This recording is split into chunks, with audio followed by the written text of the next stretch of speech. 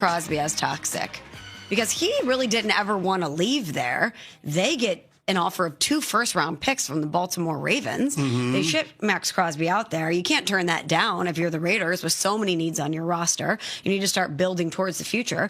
But obviously that trade gets canceled after Maxx Crosby fails the physical. He goes back to the Vegas Raiders. The Baltimore Ravens end up getting Trey Hendrickson. And the whole thing was a big mess, CC, a big disaster. And now it seems like Maxx Crosby is going to be a Raider for life, or at least that's the messaging that he and the team is putting out there. So the new head coach for the Vegas Raiders, Clint Kubiak, is really excited about getting Maxx Crosby. He spoke with NFL senior national columnist Judy Battista on Sunday out at the league meetings, and he reinforced the narrative that everything is good with Maxx Crosby and the Raiders. He even said that Maxx Crosby, let me just read the quote. And then we will go ahead and diagnose it here. Kubiak said, "I think I've seen Max almost every day. He's in the building every day. He beats a lot of the coaches in there. A really impressive guy. Being a great player is really important to him. You can just tell by the way he shows up. I think that John, meaning John Spytek, their GM, said this, but it's kind of like he never left. I felt like we picked up another free agent signing once we got him back from Baltimore. Really excited about him leading our defense." Your reaction to Clint Kubiak's commentary on Maxx Crosby? Their entire offseason plan, I guess, circled around moving on from Maxx Crosby and ushering in a new era of Raiders football with Fernando Mendoza with the #1 overall pick. They went into free agency with that plan. They made signings with that in mind. They brought in Kwity Paye and Quay Walker and Nakobe Dean and Taron Johnson with the idea that they were no longer going to have Maxx Crosby. So I don't know that all of a sudden changes just because the Baltimore Ravens rescinded the trade. I think the realities around the situation are what's hitting the Raiders in their new head coach, Clint Kubiak. They have to wait until Maxx Crosby is healthier in order for them to move on from him and potentially fetch a huge haul, including 2 premium picks, which is what the Baltimore Ravens were willing to give up. So I absolutely think that Maxx Crosby is still going to be on the move this offseason, but the timeline for it is going to resemble more of what we saw with the Dallas Cowboys when they dealt Micah Parsons for different reasons. Closer towards the beginning of the season? Yeah, I think we're talking about something that happens in training camp. We revisit this conversation. But what sucks for the Raiders is that the 2 draft picks that they were going to get from the Baltimore Ravens, they were going to be able to use one of them, which was the 14th overall pick this year, to help their young quarterback. And they're not going to have that luxury if they decide they're going to deal Max in August. But I don't think in any way, shape, or form that Maxx Crosby should play another snap for the Las Vegas Raiders. It's interesting because he says, I want to be here. I want to be a Raider for life. Sure. He is very vocal about loving this franchise that he has not had a lot of success with.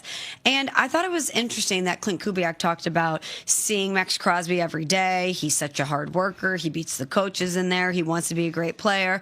You guys knew all this about him before you dealt him to the Baltimore Ravens. You knew what type of a worker he was. You knew what type of a leader he was. You knew the affinity that he had for the organization. You, of course, know what a game wrecker he is. You know the production. Yep. None of that is surprising to you, and yet you still wanted to move on from him because the draft capital you got in return is more valuable as you try to build this thing moving forward on the timeline you're going to have with Fernando Mendoza than it is having Maxx Crosby in the building. It's just interesting to me that they're trying to walk this back and finesse this in such a big way. And we all know that they thought life would be better without him. Well, it's hard to walk it back. It's hard to put the milk back in the carton after it's spilled all over the floor. That's what the Raiders are essentially trying to do, because everybody around the league knows that Maxx Crosby's health is not where it should be. It doesn't warrant the kind of compensation that the Raiders were looking for in a trade. So if you're trying to build back the value of Maxx Crosby in a trade market, then both sides are doing and saying the right things. But to me, this is nothing more than posturing, because both sides know that their paths are about to be divergent. They're going in different directions, and it just makes sense. I don't think it's anybody's fault, but I do think it's necessary for both the Raiders and for Maxx Crosby in order to put themselves in the best position. Which side do you think is going to regret this more? Because Maxx Crosby is with the Raiders. Regret what? The reunion, or regret potentially going deal. Somewhere else? The failed deal. Failed deal. So okay. Is it the Vegas Raiders, who now have Maxx Crosby back in the fold? They did not have the 2 first-round draft picks. Or is it going to be Baltimore? Because even though you retain that draft capital and you get Trey Hendrickson, Maxx Crosby is a great player. So when you look at both of these 2 teams, which team do you think is going to regret this more? Oh, I was going to say Maxx Crosby was going to regret it more. You didn't even include him. There's a third team in there. There's Team Crosby. Team Crosby. Yeah, I mean, listen, the Baltimore Ravens have the highest over-under of any team in the league. I think they're at 11.5. So, yeah, I think Maxx Crosby having the opportunity to go to the Ravens, who are a perennial contender with a 3-time first-team All-Pro quarterback in Lamar Jackson, who ain't even 30 yet, to have an opportunity to run with them versus being on a squad that's a perennial loser in the doormat in the AFC West. Yeah, Maxx Crosby is the biggest loser in this situation.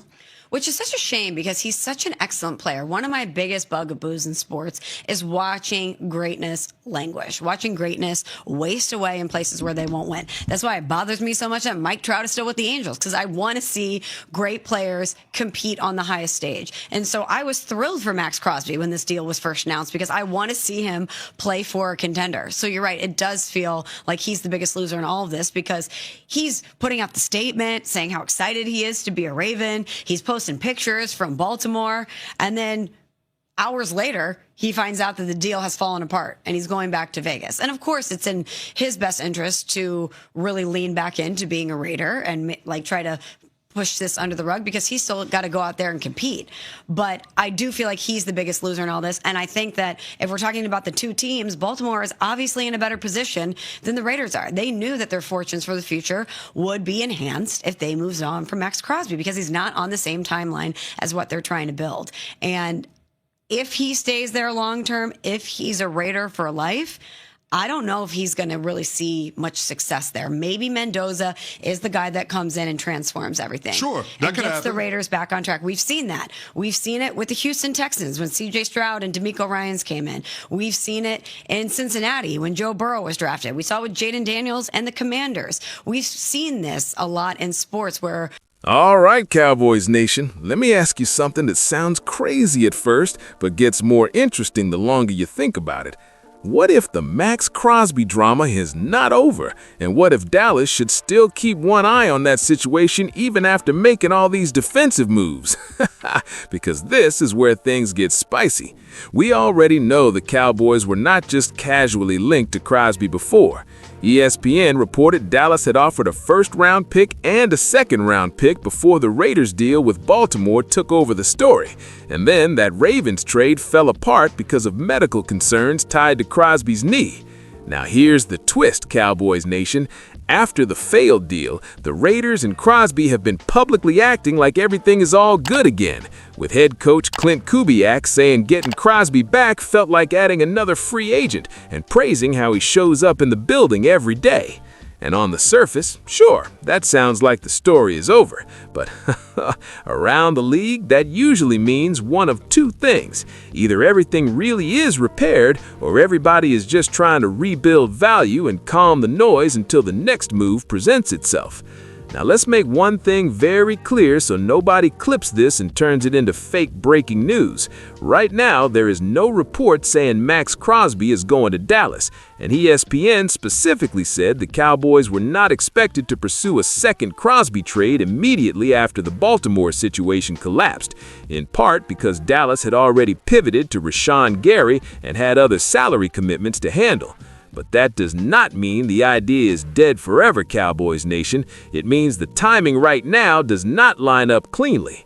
And timing? Yeah, timing is everything in this league. Because if Crosby gets healthier later in the summer, if the Raiders still decide they are building more for the future than for right now, and if the trade price changes from Fantasyland premium to something closer to reality, then suddenly the whole conversation can come roaring back. ESPN's fallout coverage said the Raiders may simply wait for Crosby to get healthier and revisit his market later. And NFL.com also noted the failed trade came down to concern over his knee rather than a total rejection of his talent. And that is exactly why this still matters for Dallas fans. The Cowboys are not standing still. Their own official coverage has openly called this offseason a defensive redesign, and you can feel it in every move they've made. They traded for Rashawn Gary, signed Jalen Thompson, added P.J. Locke and Kobe Durant, and the team's own depth chart updates say the mission is to rebuild the defense while still keeping the offense explosive with Dak Prescott, CeeDee Lamb, and George Pickens under control for 2026 after the franchise tag. That matters because Dallas does not need Maxx Crosby as some desperate savior. That's the beauty of it. They would only need him as a luxury nuke, a final blowtorch, the kind of move that takes a defense from interesting to, oh man, good luck blocking this. Imagine it for a second. Rashawn Gary already gives you a legit edge presence after posting 7.5 sacks last season, and the Cowboys roster page lists him at 6'5" and 277 pounds with proven production. Jalen Thompson gives Christian Parker flexibility on the back end, and Dallas's official site says Thompson believes this new-look defense is ready to step it up. Now add a healthy Maxx Crosby to that picture, and suddenly quarterbacks are not just reading a defense, they are surviving it. That is why this is such a fun conversation, even if it is still only a possible trade scenario and not an active one. Crosby is not just a good player. ESPN noted he signed a 3-year, $106.5 million extension last March and has 69.5 sacks, the third most in Raiders history. That is game record stuff. That is offensive coordinator nightmare stuff. And Cowboys Nation knows exactly what this defense has been missing at times. Not just talent, but fear factor. Oh, that feeling where the offense on the other side knows it has to account for your front before it can even get into the play call. Now let's also be honest about the other side of this.